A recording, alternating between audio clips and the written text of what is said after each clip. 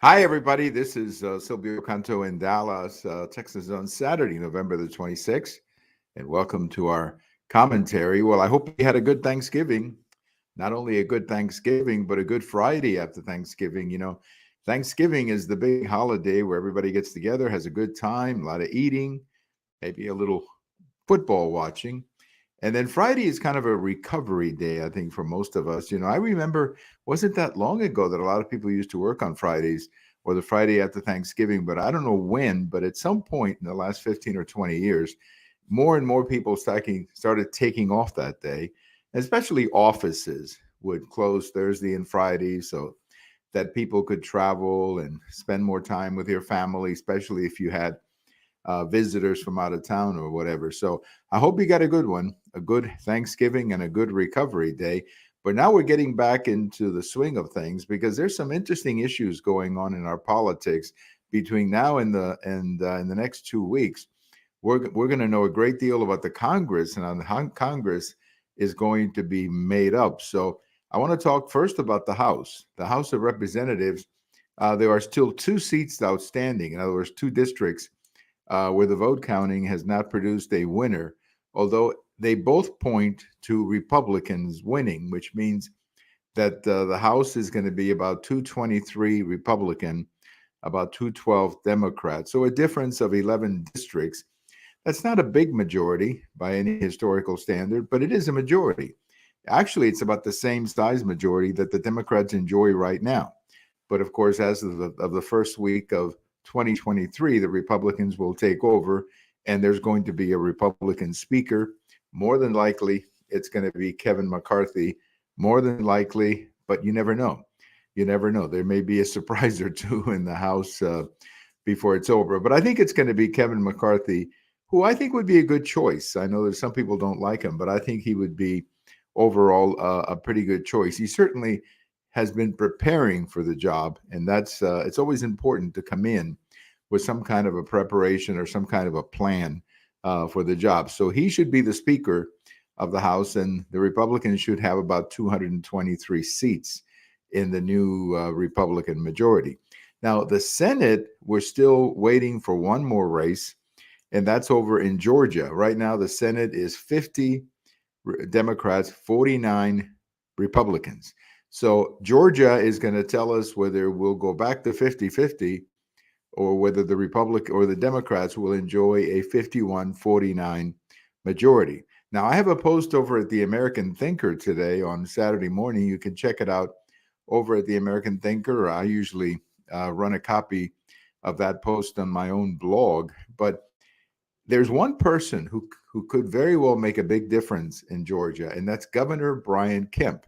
Now, Governor Kemp was just reelected easily a couple of weeks ago. He has a very strong political position in Georgia, and if anybody could help Herschel Walker winning Georgia, it's going to be Governor Kemp. So I hope the Republican Party understands that Herschel Walker right now has the best possible person to open a hole for him. If you remember Herschel Walker being a running back, well, Brian Kemp or Governor Kemp could be like the fellow on the line who opens a hole for Walker to run through. And I think Governor Kemp is in the strongest position to help uh, Herschel Walker at this point, especially in such a tight race. I remember neither one of these two guys got 50% in the first round. And there were apparently 2% of the vote went to a libertarian. And I have no idea how those people are going to vote. But if they are persuaded by Governor Kemp to vote for Walker, then Walker is going to win. So it really comes down to who Walker can persuade. And I put my bet on Governor Kemp. I think Walker should really listen to Governor Kemp, who demonstrated a couple of weeks ago that he can win an election in Georgia in pretty comfortable numbers. Now, over in the House, on the Senate, I mean, there's a huge difference between 50-50 and 51-49. And a lot of it has to do, if you're 50-50, there's like a sharing agreement between the parties, but it's a 51-49 and it's simply a majority, and they can get pretty much whatever they want out of the committees. So we want 50-50. That's a much stronger position for the Republicans to be in. And the other big factor is on judges and nominations of judges and so on. 50-50 gives the Republicans a lot more strength. 51-49 pretty much turns it over to the Democrats. Another benefit of being 50-50 is that you don't really know how Senator Manchin is going to work in 2023. He made a bet. Senator Manchin made a bet to vote for this Inflation Reduction Act and to work with the Democrats. And that was not popular in West Virginia. In fact, he took a beating in West Virginia for working with President Biden. So I don't think Senator Manchin is going to be in the mood to work with Democrats or to vote for a lot of things coming out of this White House. Because as I say, he really took a beating back home in West Virginia, and he's up for re-election in 2024, and he's got to protect the home base. And right now he's very weak back home because of that vote with President Biden on the so-called Inflation Reduction Act. So that's I think you're going to see Senator Manchin being very careful as to who he votes with as a vote. So the Republicans would have a lot more leverage on Senator Manchin with a 50-50 Senate than with a 51-49 Senate. So very, very important that Herschel Walker wins in Georgia. I don't really have any idea of how that's going to turn out. But if Governor Kemp is working with future Senator Herschel Walker, then I think there's a very good chance that he's going to be future Senator Herschel Walker. We'll keep an eye on this over the next couple of weeks. But I'm really, really happy to see Governor Kemp on the field helping Herschel Walker in that election. By the way, don't overlook Governor Kemp in 2024. He's not running. He's not talking about running. But, a lot of times you don't have to talk about running, and yet you may be thinking about running. I think Kemp is really turning out to be a very solid candidate. If he runs for president, he would be a very solid candidate. He doesn't have the appeal of DeSantis or the name recognition, let's say, of obviously Donald Trump. But he's a good candidate, and I think he would appeal to a conservative base. So keep an eye on Governor Kemp in 2024. I have no idea who's going to win the nomination in 2024, but I would keep an eye on Governor Kemp of Georgia as a potential player in that nomination, perhaps a vice president. You never know how that's going to work out. Well, one of the things that is really interesting to me is how Twitter or somehow the critics of Twitter have just gone ballistic. Twitter for a long time was very good at promoting or pushing the liberal line, and nobody objected to that when they were doing it.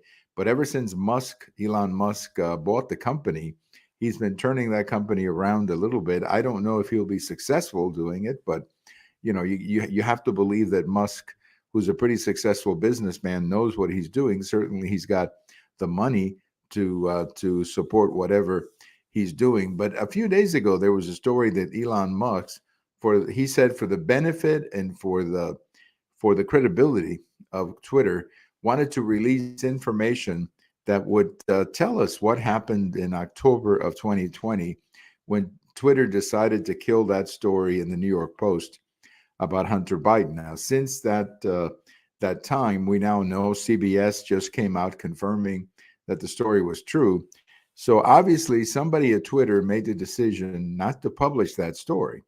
And I think it's important to know who it was and what the motivation was. And I think that's something that Elon Musk really has got to work on, the reputation of Twitter, and making sure that Twitter at least appeals to people on the basis of integrity and transparency. So I want to know what happened in October of 2020. I want to know why that story was not allowed on Twitter and on Facebook. What information that they have, who told them not to publish that story. I think it's important. It's important to the American people to know that was a very close election, as we know, between Joe Biden and between Donald Trump. That was a very close election. And you never know. One thing here, one thing there could have changed the outcome. So I want to know. I'm glad to see that Elon Musk is talking about publishing that information.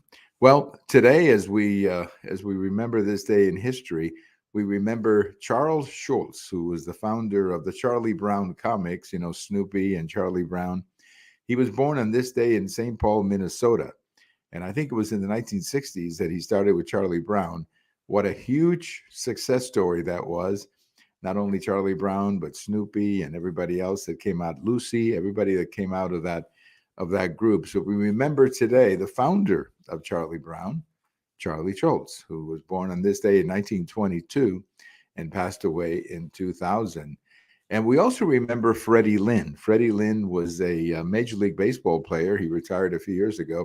But on this day in 1975, he became the American League MVP, most valuable player, the same year that he was the American League Rookie of the Year.